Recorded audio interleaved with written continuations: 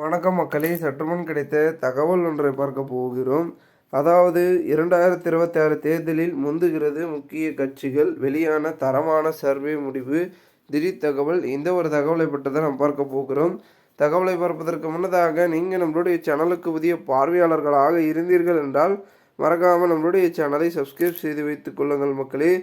கூட இருக்க பெல்லைக்கனும் அல்ல கொடுத்து வைங்க. அப்போ தான் அரசியல் சார்ந்த காணொலிகளாம் நீங்கள் தினசரி உடனுக்குடன் தொடர்ந்து தெரிந்து கொள்ள முடியும். இப்போ வாங்க வீடியோக்குள்ளே போடலாம்.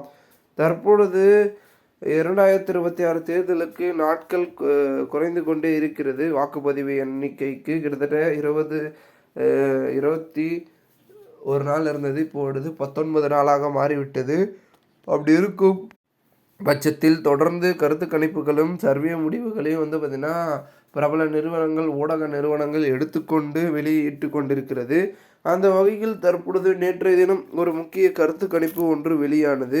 அதில் பெருமிதத்தில் சதவீத கணக்கில் முக்கிய கட்சிகளுக்கு அதிகப்படியாக இருப்பதை போன்ற பார்த்திங்கன்னா சர்வே முடிவுகள் வெளியாகி இருக்கிறது.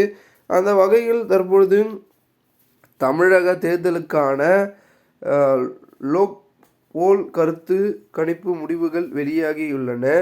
அதில் திமுக கூட்டணியில் 181 இடங்கள் முதல் 189 இடங்களில் வாக்குகள் 40% வெற்றி பெற்று மீண்டும் ஆட்சி அமைக்கும் எனவும் ஒரு பக்கம் கணிக்கப்பட்டுள்ளது. இன்னொரு பக்கம் 29% வாக்குகளுடன் 38 முதல் 42 இடங்களில் அதிமுக கூட்டணி கைப்பற்றும் என்றும், 24% வாக்குகளுடன் தவேக 8 முதல் 10 இடங்களில் வெல்லும் எனவும் கருத்து கணிப்பில் தெரிவிக்கப்பட்டிருக்கிறது. என்டிகேவுக்கு இதில் 4.9% எந்த ஒரு தகுதியும் குறிப்பிடாமல் பார்த்திங்கன்னா வைத்திருக்கிறார்கள். மற்றவையை பார்த்திங்கன்னா 2.1% கொடுத்திருக்கிறார்கள் லோக் உள் கருத்து கணிப்பில். அதாவது இந்த ஒரு நிறுவன கருத்து கணிப்பில் பெருமிதத்தில் பார்த்திங்கன்னா திமுகவுக்கு சாதகமாக இந்த கருத்து கணிப்பு வெளியே இருக்கிறது. ஆனால் பெருமிதத்தில் ரியாலிட்டி அப்படி இருக்கான்னு கேட்டிங்கன்னா ஏதோ கொஞ்சம் அப்படி இருக்குன்னு சொல்லலாம். மற்றபடிக்கு பார்த்திங்கன்னா மாறுதலை யோசிக்கக்கூடிய மக்கள்கள் அதிகமாக இந்த ஒரு 2026 தேர்தலில் இருக்கிறார்கள். முக்கியமாக இந்த கருத்து கணிப்பில் யங்ஸ்டர்ஸ் கிட்ட கேட்டாங்கன்னு கேட்டிங்கன்னா கொஞ்சம் இல்லை அப்படின்னு சொல்ல. ஏன்னா பார்த்திங்கன்னா யங்ஸ்டர்ஸ் கிட்ட கேட்டால் தான் பார்த்திங்கன்னா இதுக்கான மாற்றமும் அவங்க சொல்லக்கூடிய கருத்துக்களும் வேறு. ஏன்னா அவங்க தான் இப்போ ஓட் போட போகிறாங்க.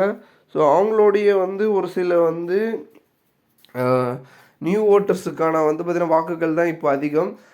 அவங்க சொல்லக்கூடிய கருத்துக்கள் என்னென்னா தவேக மற்றும் நாதாக அப்படின்றத அவங்க வெளிப்படையாக பார்த்திங்கன்னா ஒரு சில முடிவுகளை சொல்வார்கள். ஏன்னா மாற்றத்தை யோசிக்கக்கூடிய இளைஞர்கள் அதிகமாகி கொண்டார்கள்.